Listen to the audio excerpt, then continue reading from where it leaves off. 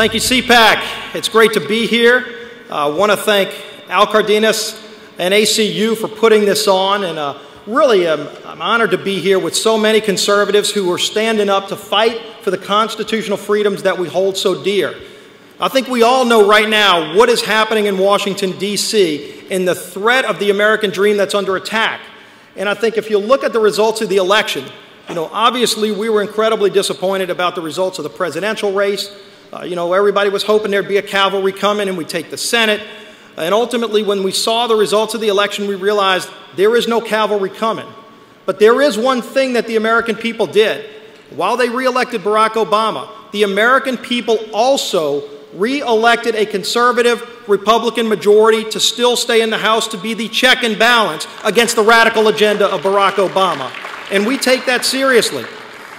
And so if you look, I'm honored to be the chairman of the Republican Study Committee this term. We've got 171 members. It's the largest caucus in all of Congress. And we're committed to fighting and defending those conservative principles that we all believe in and pushing back on the radical agenda that's coming not only by Barack Obama, but all of his radical appointees, all of these different cabinet secretaries from the EPA, the National Labor Relations Board, the Department of Interior. It seems like every federal bureaucrat is trying to attack the free enterprise system and any company that happens to make a profit.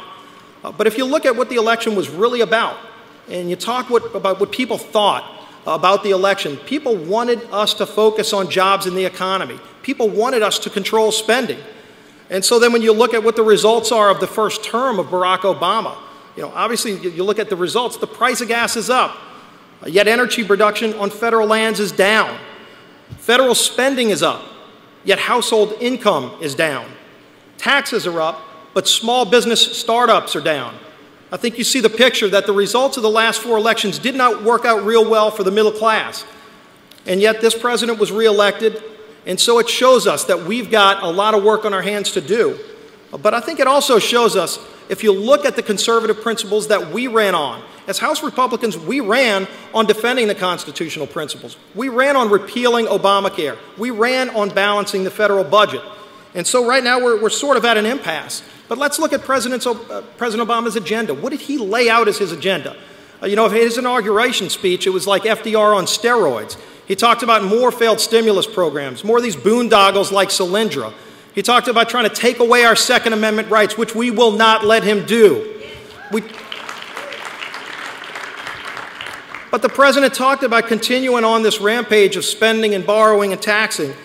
And that one of the honors, he talked about his green energy agenda. He wants to keep pushing this green energy and this whole idea of, the federal government needs to get in the way and put a carbon tax in place and make it harder for manufacturing to go on in America. And he talks about global warming in his inauguration. I found it ironic the president was wearing a trench coat. It was so cold, and he's talking about global warming.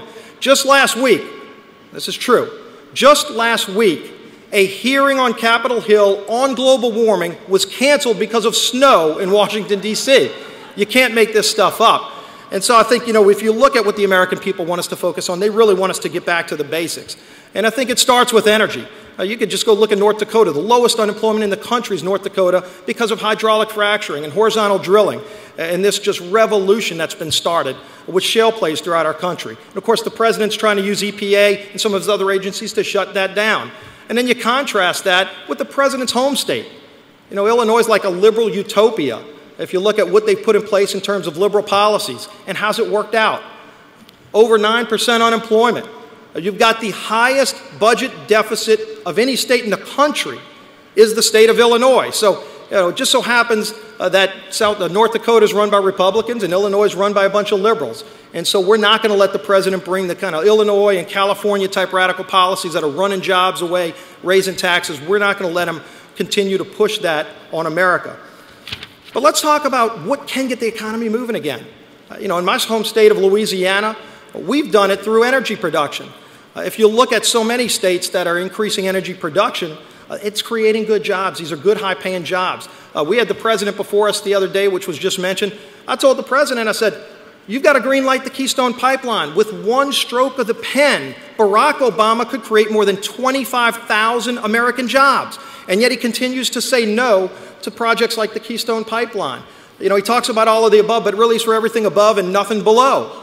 He's against any kind of fossil fuel development. And I haven't seen him yet try to put windmills and solar panels on Air Force One as he flies that thing all around. It's still using fossil fuels. So if you look at energy production, that's one great way to get our economy moving again. But we've also got to focus on controlling Washington spending. You know, clearly, there's some people in Washington who don't believe Washington has a spending problem. Nancy Pelosi actually said the other day that she thinks it's almost a false argument, was her quote, to say that Washington has a spending problem. You know, I've been recently there's a Bureau of Public Debt where they actually sell debt. They do it a couple of times a week. It's probably one of the busier buildings in town is the Bureau of Public Debt. You ought to go there. Now, you know where it is? The Bureau of Public Debt is in Chinatown. And talk about going to where your customer is. This is true. You can't make this stuff up. You know, maybe we ought to bring President Obama out there and see just what the results of all of his radical spending are. And so we finally forced the president to cut spending. You know, one of the things we pushed in RSC is we are not only pushing the president, but we pushed our leadership in the House to commit to holding the line on those cuts that came out of the sequester. $85 billion of real cuts. And even though there was pushback, we finally held that. Even though the president pushed for this a year and a half ago, and then he tried to back away from it. So we're going to force Washington to start living within its means. That's what families do. You know, but the president's going around this tour saying he's going to close the White House to school children.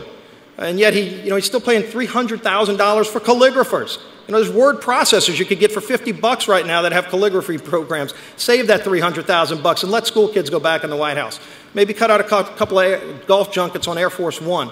We've pointed out on all of these fronts that he's going to be going after. He says he's going to lay off food inspectors. We're pointing out there's $26 billion of undeniable fraud in the food stamp program. But he'd rather lay off the food inspectors. And we're going to point this out in every federal agency. And so we're going to force Washington to control spending. That's why we brought a budget forward that actually balances in a 10-year window. It repeals Obamacare. It does pro-growth tax reform so that we can create jobs in America again. That's something we can all be proud of. And we contrast it with the president's budget, which does none of that. And then you look at Obamacare.